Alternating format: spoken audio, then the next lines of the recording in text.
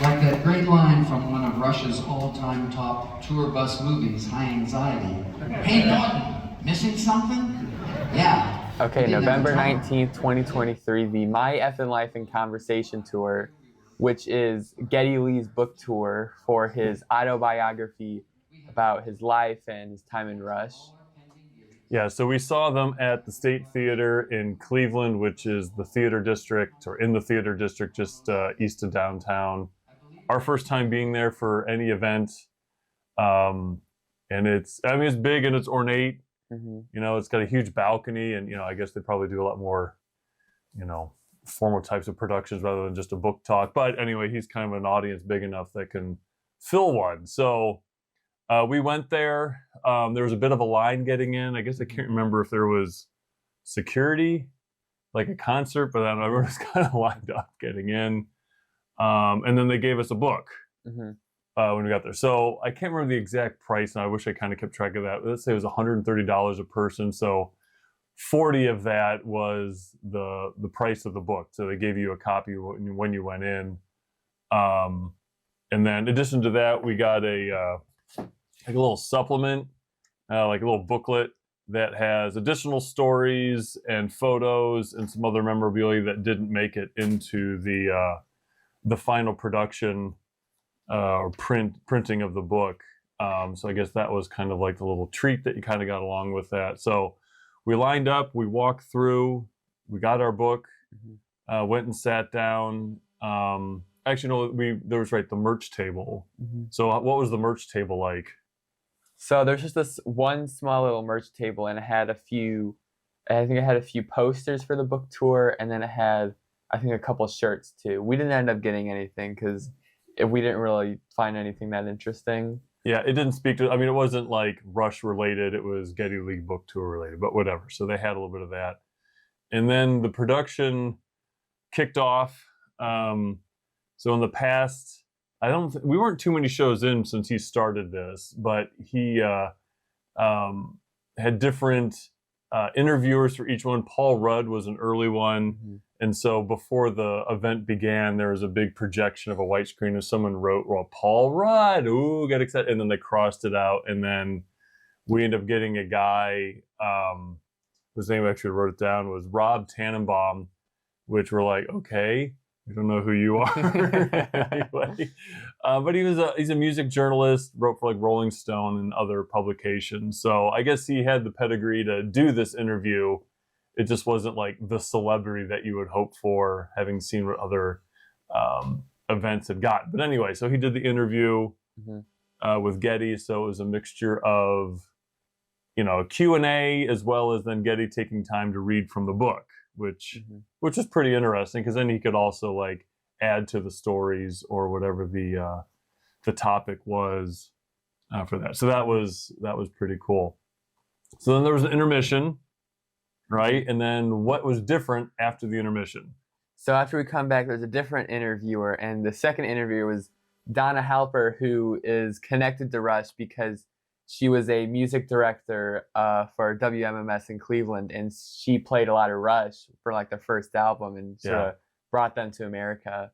Yeah, so if you look at the liner notes for the first Rush album, there's a thank you to, I think it's actually just to WMMS. Maybe, I don't know if it has her name in it, but anyway, she's the one that was instrumental in exposing initially just the Cleveland market, and then that spread to the rest of the US. So that was huge when they announced who it was. Man, people went nuts. Like, everyone was really excited to see her there, and it was nice to have like a Cleveland touch, right? Like that they picked something that it's unique to our city, it's unique to our part of the Rush story. It was awesome. So that was a real highlight of that. So same thing, she did a Q&A with him and then did a little more reading from it. And then at the end of the show, they took a group photo of them, and then we were all in the background, and then they posted that on the Rush website so you could download it, which was actually a nice treat. And despite knowing where we sit, you can't find us anywhere in the picture. Like I think we did our best to maybe, I don't know, we're taller than the average bear, and yet I've looked at this photo. I cannot find us in there. I swear we were there. We got the book. But anyway, so that was actually a nice little treat. So this was our first book talk. And overall, it was a great experience, or at least I loved it. I mean, I'm a Rush fan for a long time, and it was neat to see Geddy, hear him talk and share some stories. What was your thoughts, having been new to the Rush scene? I really liked it. I think it was fun hearing a bunch of stories from them, like being on tour with Rush, and sort of like other stories, just like being a musician. I thought it was really fun. I really liked it. Yeah, it'd be kind of neat to see other artists do this. Now, granted, it'd be great if Alex Lifeson did the same thing. So we'll see if that ends up happening. But yeah, it was a great experience with the musician-based thing. You know, there wasn't any performances.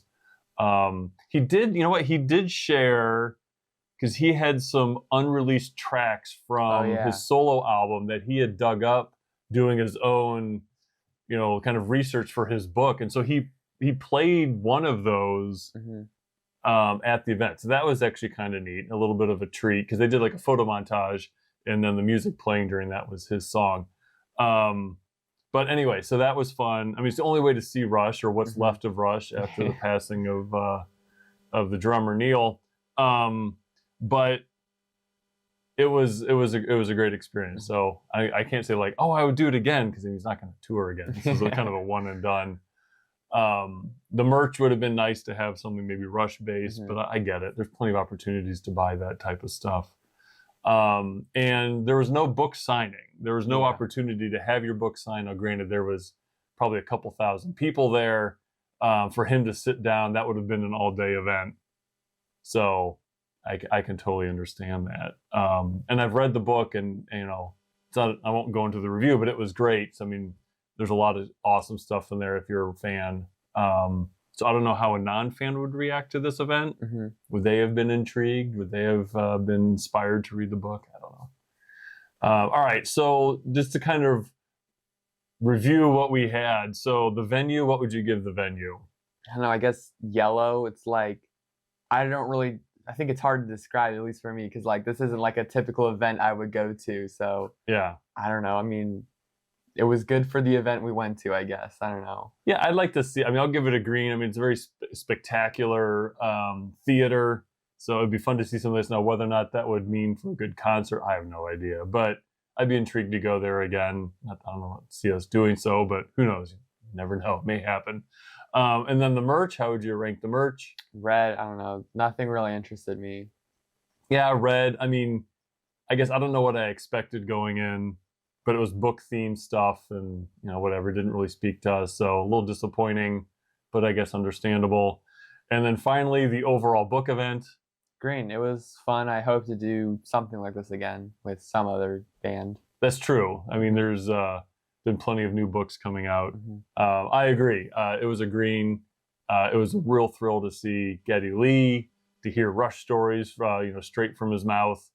So maybe we'll get lucky, and Alex Van Halen just is releasing his book. Maybe he could tour. I don't know if he'd come to Cleveland. Probably not, because no bands come to Cleveland anymore. So, so overall, that was pretty good. And that's it. That was our overall review or experience going to see Geddy Lee during his book talk. So thanks for watching. Short hair, no shirt, and his drums in garbage bags. It was a Rogers drum kit, I believe, with twin 18-inch. Also, we should make a note that we had to shoot this. This is the third time that we've done this. Oh my God. We've had technical issues. If this doesn't work, I'm gonna like flip this table. Oh my God. I just want to be done with it. Yeah, I know. This is, I mean, we loved the event, but I don't know if I loved it enough to talk about it 3 times. All right. That's it for sure. They were eye-popping triplets. A grin spread across one of my ears to the other, and we ran through some songs while that grin never left my face. Man, he was so good, so powerful. I suggested we jam on a piece of music that Alex and I had recently written, one in 7/8, that John, the straight-ahead drummer that he was, had no interest in. And the new guy nailed it. I mean, nailed it. His name, of course, was Neil Elwood Peart. And that piece of music would eventually become the song Anthem.